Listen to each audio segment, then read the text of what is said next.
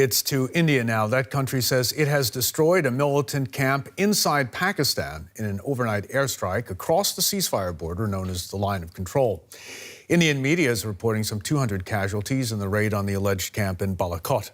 Pakistan acknowledged that Indian military aircraft had violated its airspace, but denied the reports of casualties. The strike comes amidst heightened tensions between the nuclear-armed neighbors after a militant attack killed 40 Indian troops in the disputed Kashmir region earlier this month.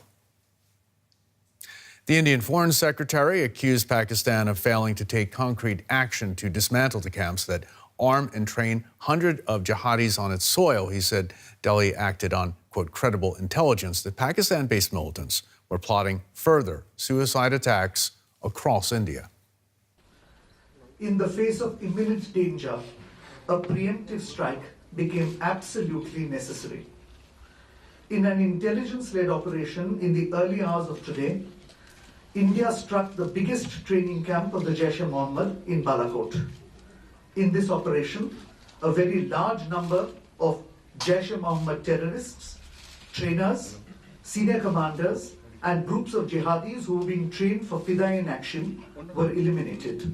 Let's get the very latest now from our correspondent, Nimisha Jaiswal, joining us from Delhi. Good morning to you, Nimisha. Can you tell us some more about these strikes, and does this mark a dangerous escalation? Well, yes, the primary information about the strikes at this point is coming through from the Indian Foreign Secretary, who we just heard. The key aspect that India is pushing here is that this was a strike on the Jaish-e-Mohammed terrorist organization, which they claim is Pakistan-based and Pakistan-backed. Now, the JEM, as it is called, claimed was behind the attack in Kashmir in the Pulwama district that happened less than 2 weeks ago and led to the loss of life of 40 Indian security personnel. Now, why this is really significant is that this is something that has been expected from India for the last 2 weeks. We were awaiting kinetic action. Across India, there have been calls for action against Pakistan because of the loss of life. And this is finally an Indian strike. And what sets it apart also is the fact that Pakistan has acknowledged the strike. Of course, there's a difference on the number of casualties that both sides are claiming, but this strike definitely shows that there are not only rising tensions, but there could be a further escalation as well. Okay, a further escalation. There have been other strikes, haven't there? How's this different? Could we expect more strikes then?